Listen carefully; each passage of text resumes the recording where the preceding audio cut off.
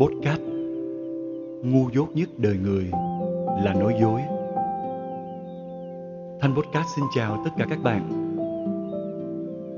Có một lần vô tình mình đọc được câu văn này tại một ngôi chùa được khắc trên đá ngay cổng ra vào của chùa.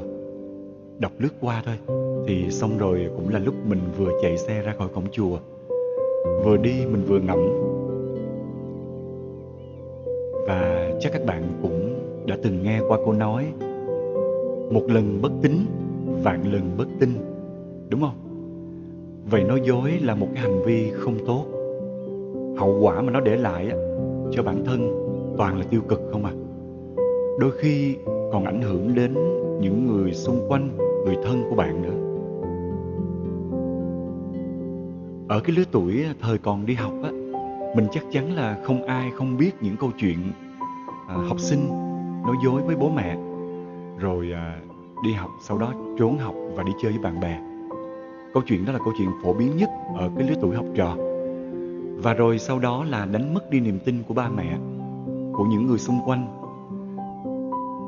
Có bạn gia đình nghiêm khắc, sau khi phát hiện ra cái việc trốn học thì suốt quãng thời gian đi học, gia đình luôn kèm cặp đưa rước, và mục đích là để nhằm đảm bảo việc đến trường của con, cho con một cái hành trang sau này trưởng thành có ích cho gia đình, xã hội và cho nhiều người.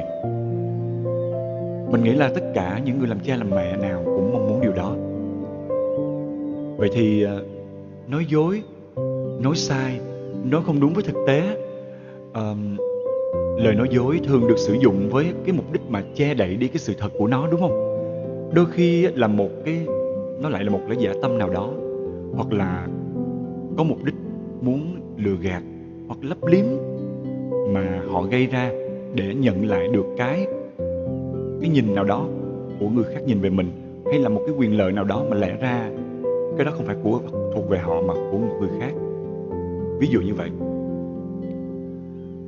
Khi mà bạn nói dối một lần, nếu mức độ là nhẹ thì có thể nhận được sự thông cảm hoặc là tha thứ. Nhưng bạn nên nhớ nha, chỉ nhận được thông cảm và tha thứ mà thôi. Còn cho qua thì chắc chắn là không đâu. Bởi vì sao? Khi mỗi lần mà một cái việc gì đó tái hiện lại thì lập tức trong trí nhớ của người ta sẽ nhớ bạn là cái nhân vật và có hành vi đó rồi. Thì dĩ nhiên là những cái giới hạn đến với bạn nó sẽ xảy ra trong công việc, trong quan hệ, trong tất cả mọi thứ. Đó, có phải là bạn nhận được sự thông cảm, tha thứ, nhưng mà cho qua thì không hề cho qua nha. Bạn phải nhớ là như vậy. Cái đó là cái đáng sợ. Chính vì thế bản tính nói dối nó hình thành thói quen của người đó. Có nghĩa là mình nói dối mà mình ví dụ như cái mức độ nó nhẹ nhàng đi, cái mình nói một thời gian thì mình thành thói quen luôn, mà mình nói mình không biết, có là cái phản xạ của mình luôn, thì cái đó nó rất là nguy hiểm.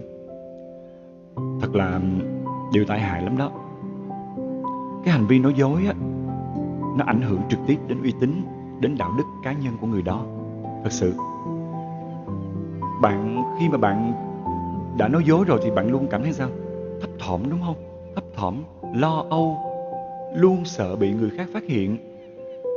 Cái cảm giác mà luôn có những câu chuyện bàn tán nói gì mà lẽ ra đó chỉ là cái cảm giác mà chính bạn tố giác bạn trong mọi suy nghĩ mà bạn tự suy diễn ra thôi. Người như thế thì bạn nghĩ sao? Cái tinh thần nó dẫn đến là lúc nào cũng uể oải, đúng không? Nó làm sao nó không được thanh thản, không thoải mái thế nào, không thể học tập và làm việc một cách hiệu quả nhất được. Nó gây ảnh hưởng đến chất lượng cuộc sống của bạn rất là nhiều lắm.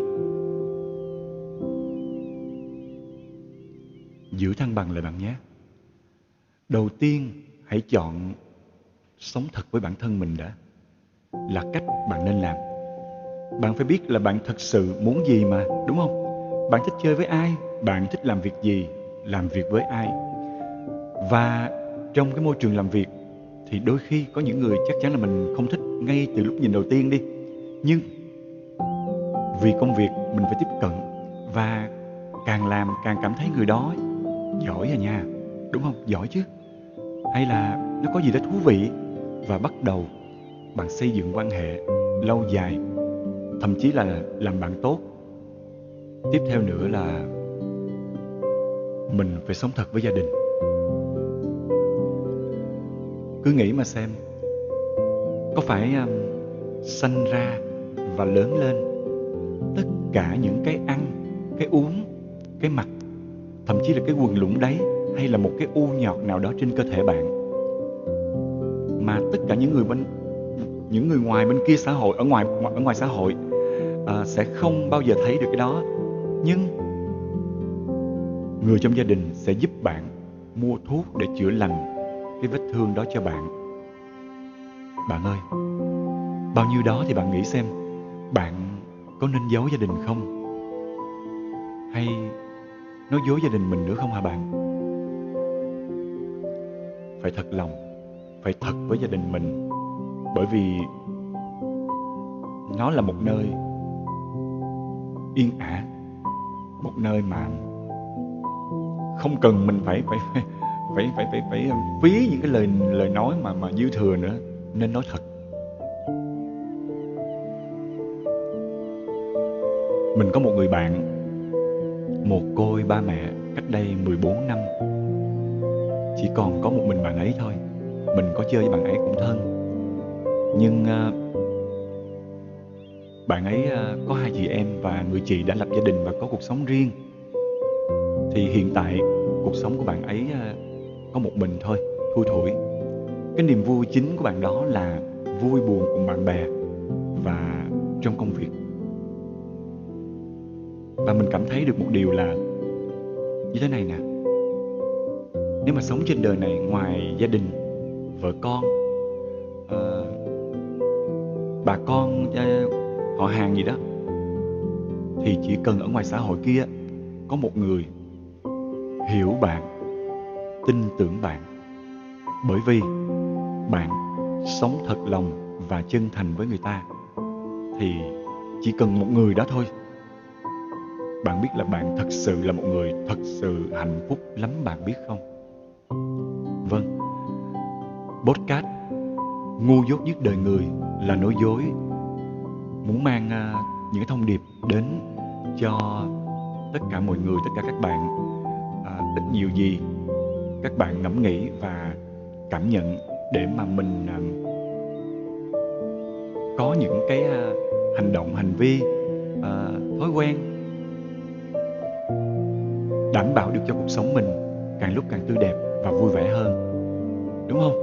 Rồi, tới đây thì Thanh Podcast xin chào tất cả mọi người, và xin hẹn lại các bạn vào một dịp, những câu chuyện podcast lần sau nha. Xin chào tất cả mọi người.